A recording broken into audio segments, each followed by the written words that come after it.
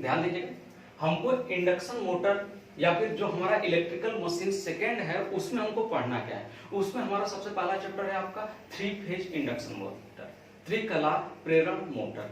इसके बाद दूसरा चैप्टर है आपका सिंक्रोनस मोटर, तुल्यकालिक मोटर। तुल्यकालिक मोटर के बाद कौन सा चैप्टर आएगा? तुल्यकालिक मोटर के बाद अगला चैप्टर होता है फ्रैक्शनल हार्स पावर की मोटर, आंशिक अश्वशक्ति वाली मोटर के बारे में पढ़ना है, या इसको बोलते हैं सिंगल फेज की मोटर।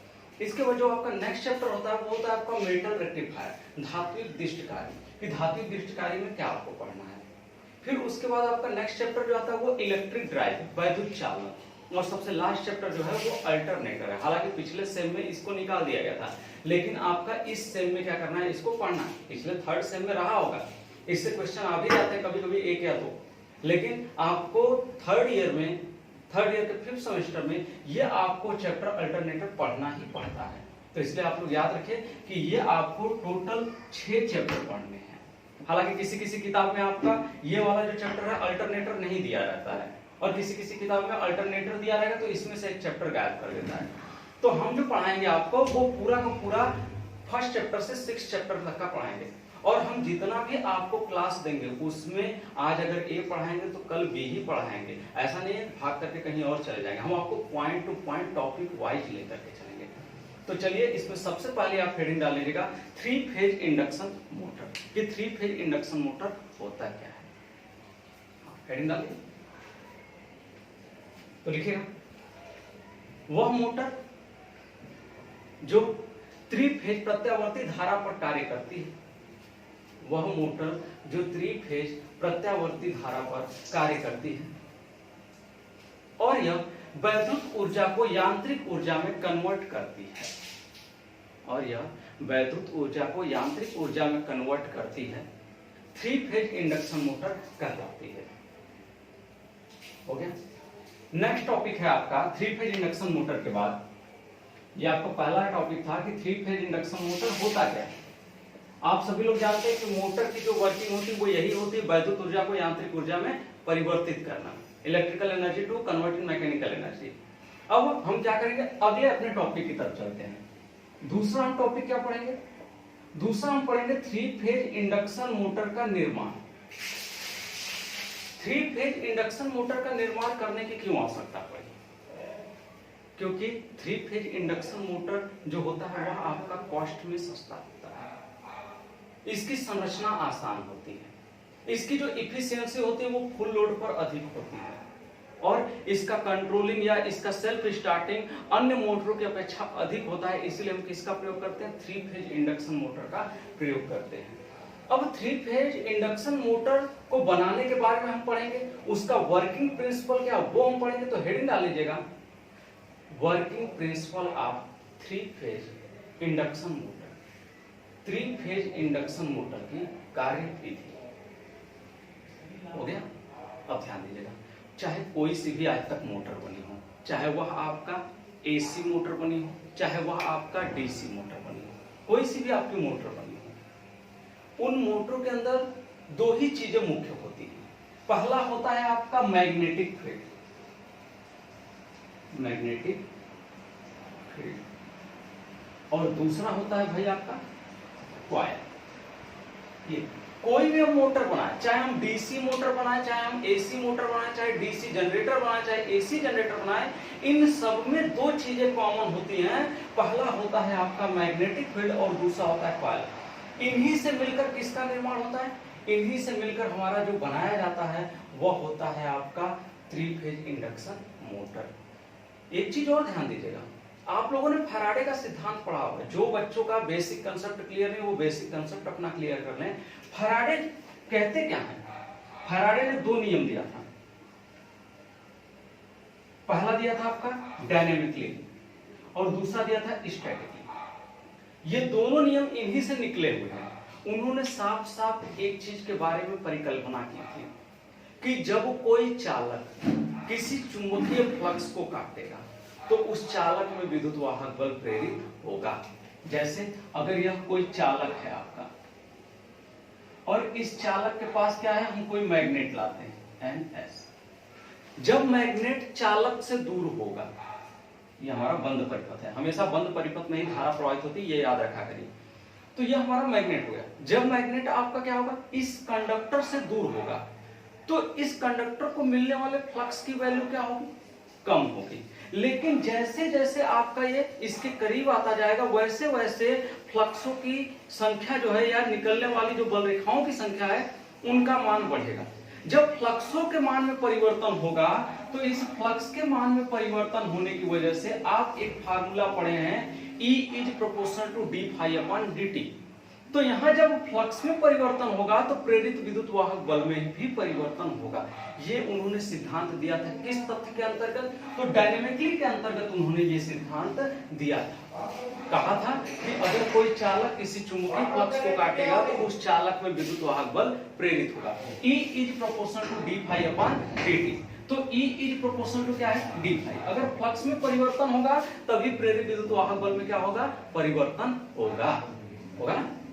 अब हम चलते हैं दूसरे तथ्य की तरफ। स्टैटिकली में क्या कहता है, स्टैटिकली थ्योरम क्या कहता है, स्टैटिकली थ्योरम कहता है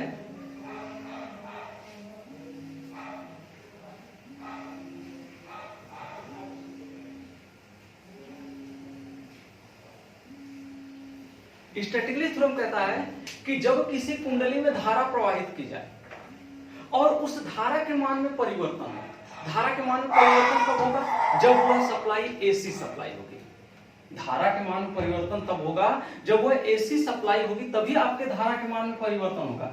हालांकि डीसी सप्लाई पर भी धारा का मान परिवर्तित होता है। कब होता है वो चीज जान लीजिएगा। ये आपकी एसी सप्लाई होती है।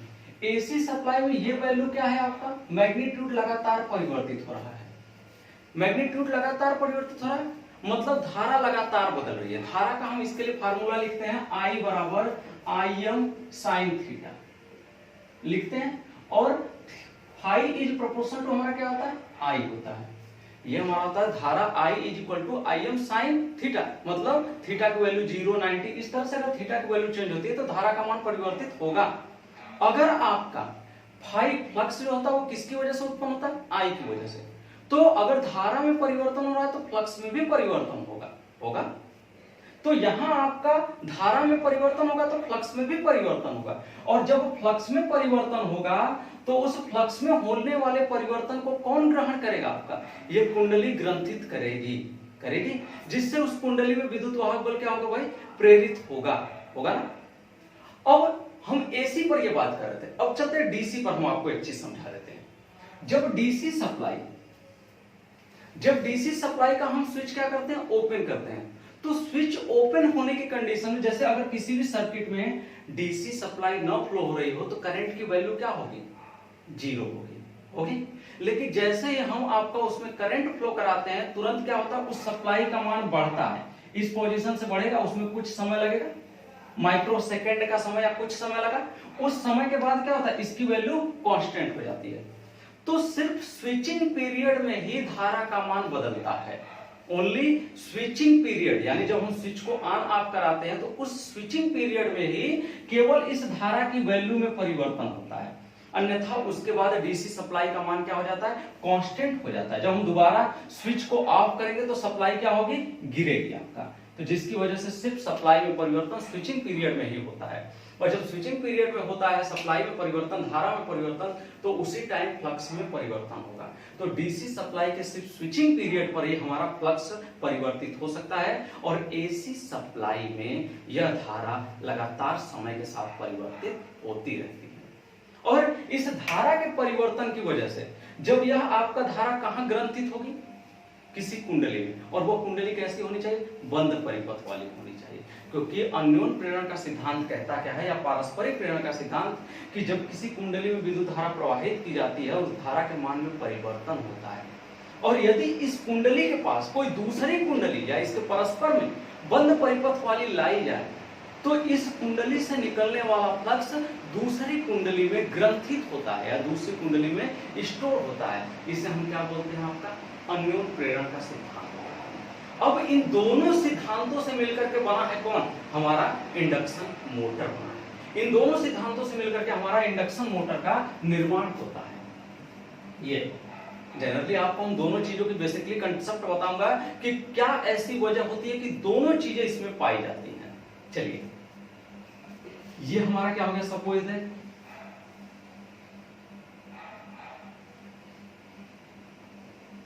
हमारा ये स्टेटर हो गया।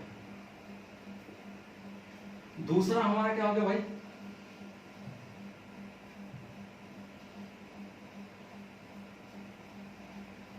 दूसरा ये हमारा क्या हो गया, रोटर हो गया। हो गया। स्टेटर में क्या हो गया, हमारी स्टेटर या रोटर में जो वाइंडिंग की जाती है वो वाइंडिंग कौन सी होती है, ये भी जान लीजिएगा।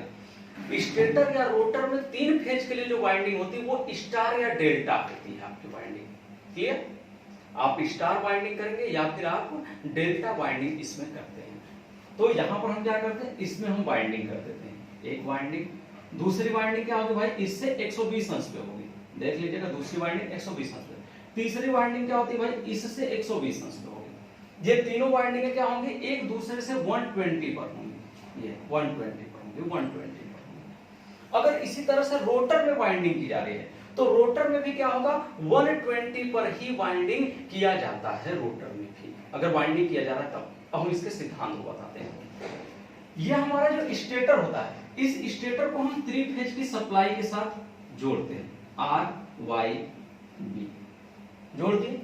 रोटर जो हमारा होता है, रोटर को हम क्लोज लूप वाला बनाते हैं, यानी इस रोटर को हम शॉर्ट कर देते हैं। इसके जितनी भी कुंडलियों के कंडक्टर निकलेंगे उन सभी कंडक्टर को हम स्लिप पर शॉर्ट कर देते हैं। यानी इस तरह का हम इसके अंदर रोटर बनाते हैं कि वह रोटर क्या रहे, बंद परिपथ वाला रहे, यानी ये रोटर रहे, ये रोटर रहे। जैसे यहां पर ये होता है कॉइल, ये हमारा जो सिद्धांत है वह किसका है, डायनेमिक का है, और ये जो हमारा स्टैटिकली का है। तो ये हमारा जो रहे परिपथ बंद परिपथ रहे। तो बंद परिपथ कहां हो गया आपका, वो यहां पर हो गया बंद परिपथ। और ये क्या है, चालक है, कंडक्टर है। दूसरा हमारा क्या है, दूसरा हमारा मैग्नेटिक फील्ड है, ये हमारा मैग्नेटिक फील्ड है। यहां पर ये हमारा क्या है, मैग्नेटिक फील्ड। हमारा मैग्नेट के आधार पर 2 प्रकार के बनाए जाते हैं, जिसमें एक स्थायी चुंबक वाला दिख रहा होगा मशीन, और दूसरा अस्थायी चुंबक वाला। ये इलेक्ट्रोमैग्नेट है और ये परमानेंट मैग्नेट है आपका। और यहां पर हम कौन सा दे रहे हैं, इलेक्ट्रोमैग्नेट दे रहे हैं। और कौन सी सप्लाई दे रहे हैं, एसी सप्लाई दे रहे हैं। यहां पर हम इलेक्ट्रोमैग्नेट दे रहे हैं और कौन सी सप्लाई दे रहे हैं, एसी सप्लाई दे रहे हैं। यानी सेम आपको दिख रहा होगा ट्रांसफार्मर की तरह। ट्रांसफार्मर में क्या होता है, 2 कुंडलियां होती हैं। सेम वैसे ही यहां पर 2 कुंडलियां हैं, पहली कुंडली स्टेटर में है, दूसरी कुंडली आपका रोटर में है। और जब 2 कुंडलियां आपको दिख रही हैं तो जो स्टेटर कुंडली है, जो पहली कुंडली है, उसमें हम सप्लाई भी एसी दे रहे हैं। लेकिन ट्रांसफार्मर की दूसरी कुंडली क्या होती है, स्थिर होती है, और उससे निकलती भी सप्लाई एसी ही है। लेकिन यहाँ पर आपका मोटर की जो दूसरी कुंडली है वह स्थिर नहीं है, वह क्या है, घूर्णी है। अंतर बस इतना ही होता है, ट्रांसफार्मर और इंडक्शन मोटर में उसकी सेकेंडरी वाइंडिंग जो होती है वह आपका, ट्रांसफार्मर की सेकेंडरी वाइंडिंग स्थिर होती है और वह इंडक्शन मोटर की सेकेंडरी वाइंडिंग क्या होती है, मूवेबल होती है। आपसे कभी कभी एग्जामों में पूछ भी दिए जाते हैं, जेईई के एग्जाम में, कि अगर एक ट्रांसफार्मर को इंडक्शन मोटर की तरह बिहेव में लाया जाए तो सेकेंडरी वाइंडिंग पर क्या इफेक्ट पड़ेगा, तो सेकेंडरी वाइंडिंग मूवेबल हो जाएगी। ये चीज याद रखिएगा। तो बहुत सारे ऐसे कंसेप्ट आएंगे जिसके बारे में हम यहाँ पर चर्चा करते हुए चलेंगे आपके साथ। तो ये हमारी सेकेंडरी वाइंडिंग है, और इस सेकेंडरी वाइंडिंग पर क्या है हमारा भाई, 3 फेज की ही सप्लाई लेंगे, सॉरी 3 फेज वाली वाइंडिंग ही करेंगे और उसको हम शॉर्ट कर देंगे। शॉर्ट कर दिए। अब ध्यान दीजिएगा, तो ये आपका कौन सा सिद्धांत यहाँ लागू होगा, लागू होगा अन्योन प्रेरण का ही सिद्धांत लागू होगा। यहां जो लागू होगा वो अन्योन प्रेरण का ही सिद्धांत लागू होगा। लेकिन फैराडे का डायनेमिकली नियम भी काम करेगा। क्यों? क्योंकि इसमें एक पार्ट क्या है, मूवेबल है, वो घूम रहा है आपका चालक वाला पार्ट। ध्यान दीजिएगा, हम आपको इसलिए अलग करा रहे हैं, सबसे अलग करा रहे हैं। डीसी मोटर को भी अलग करेंगे, इंडक्शन मोटर को भी अलग करेंगे, ट्रांसफार्मर को भी अलग करेंगे। डीसी मोटर की खासियत जानिएगा। डीसी मोटर में क्या होता है, डीसी मोटर में आपका ये हमारा मैग्नेटिक फील्ड होता है। अभी आप सेकेंड ईयर से पढ़ के भी आए होंगे, ये हमारा मैग्नेटिक फील्ड होता है। और इसके बीच में क्या होता है भाई, ये हमारा कंडक्टर होता है। और हम क्या करते हैं आपका, कि इस कंडक्टर को किसके साथ कपल करते हैं, सप्लाई के साथ। इसको हम सप्लाई देते हैं। और उसके साथ ही साथ इसको भी हम सप्लाई के साथ कपल करते हैं। तो उसमें डीसी वाले मशीनों में इसको भी सप्लाई दी जाती है, मैग्नेटिक फील्ड को भी सप्लाई दी जाती है, और उसके बाद आपका रोटर को भी या आर्मेचर को भी सप्लाई दी जाती है। दोनों को हम डीसी सप्लाई देते हैं ना। लेकिन यहां क्या हो रहा है, इंडक्शन मोटर में केवल एक सप्लाई दी जा रही है। वो किसको दी जा रही है, स्टेटर को दी जा रही है, रोटर को कोई सप्लाई नहीं दी जा रही है। रोटर बंद परिपथ वाला है तो ऑटोमेटिकली अन्योन प्रेरण के सिद्धांत की वजह से उसमें इंड्यूस्ड ईएमएफ की उत्पत्ति हो जा रही है। लेकिन इस वाले डीसी मोटर में दोनों को हम सप्लाई देते हैं। तो ये द्वि सप्लाई पर आधारित होता है और ये सिंगल सप्लाई पर आधारित होता है, ये जान लीजिएगा, क्योंकि यूपीपीसीएल में इस बार ये क्वेश्चन बन चुका है। तो आपका हम सारा बेसिक कंसेप्ट क्लियर करते हुए, हर टॉपिक को क्लियर करते हुए चलेंगे कि मशीन बनाया कैसे गया, कार्य कैसे हो रहा है, सब कुछ बताएंगे आपको यहाँ पर। तो ये हमारा हो गया आपका एक सप्लाई वाला। अब चलिए हम बात करते हैं किस सिद्धांत पर वर्क करता है। आप डीसी मोटर पढ़े या आप बेसिक में पढ़े होंगे, चालकों के बीच अगर कोई आपका मटेरियल रखा हो और उस मटेरियल में करंट फ्लो कर रही हो, कंडक्टिंग मटेरियल में करंट फ्लो कर रही हो, तो उसके ऊपर क्या इफेक्ट पड़ता है, ये चीज आप पढ़ेंगे कि अगर दो चुंबकीय क्षेत्र के बीच में कोई धारावाही चालक रखा हो तो उसके ऊपर क्या इफेक्ट पड़ता है, ये कंसेप्ट भी पढ़े होंगे। या दूसरा कंसेप्ट पढ़े होंगे, दो चालक हों और दोनों चालकों में धारा एक ही दिशा में फ्लो कर रही हो तो उस पर लगने वाले बल का मान क्या होता है। या दो धाराएं हैं, दोनों धाराएं दोनों चालकों में विपरीत दिशा में फ्लो कर रही हो तो उन पर लगने वाले बल का मान क्या होता है। क्योंकि जहां भी धारा फ्लो करती है वह अपने चारों ओर एक क्षेत्र का निर्माण करती है, और अगर वो अपने चारों ओर क्षेत्र का निर्माण करती है तो वह अपने आकर्षण और प्रतिकर्षण बल का अनुभव कराती है। क्योंकि कूलॉम्ब का नियम आपने पढ़ा था, कूलॉम्ब का नियम आवेश के लिए लागू होता है, पढ़े, कूलॉम्ब का नियम आवेश के लिए लागू होता है। उसी तरह से फैराडे का नियम पढ़े होंगे, फैराडे का नियम चुंबकीय सामर्थ्य के लिए लागू होता है, जिसमें आप कूलॉम्ब के नियम में पढ़ते हैं F is equal to K Q1 Q2 upon R square, पढ़ते हैं, ये कूलॉम्ब के नियम में हम पढ़ते हैं। दूसरा एक और नियम ये आवेश के लिए होता है, ये चार्ज के लिए नियम होता है। दूसरा मैग्नेट के लिए भी आपने नियम पढ़ा होगा, F is equal to K M1 into M2 upon R square, ये आपने पढ़ा है, बिल्कुल पढ़ा हुआ है आपने। तो ये चुंबक के लिए होता है, ये आवेश के लिए होता है। और कूलॉम्ब ने बताया था आपको कि अगर कोई दो आवेश है तो दो आवेश आपस में क्या करेगा, एक दूसरे को अगर समान प्रकृति का होगा तो प्रतिकर्षित करेगा, और समान प्रकृति का होगा तो आकर्षित करेगा। और आवेश कौन से होते हैं, आवेश पॉजिटिव और नेगेटिव वाले ही होते हैं, क्योंकि पॉजिटिव और नेगेटिव शब्द की उत्पत्ति जो हुई थी उसका जो दिया था शब्द बेंजामिन फ्रैंकलिन ने दिया था। उन्होंने बताया था कि ये चार्ज जो होता है इसको हम पॉजिटिव बोलते हैं, ये चार्ज होता है नेगेटिव होता है।